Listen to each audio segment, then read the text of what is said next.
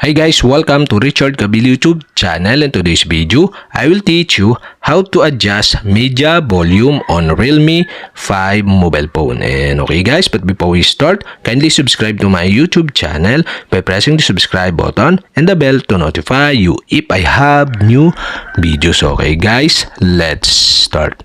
So okay guys, here in your Realme 5 mobile phone, you'll have to do is go to settings.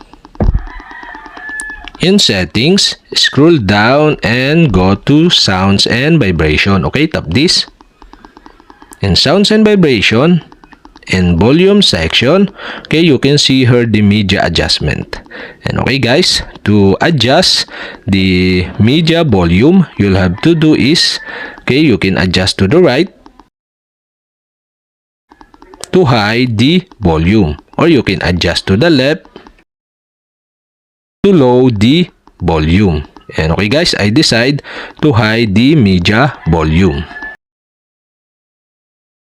by adjusting to the right. And that's it. Okay, you have successfully adjust the media volume on Realme 5 mobile phone. And okay guys, that's it. And if you have a question, kindly comment below.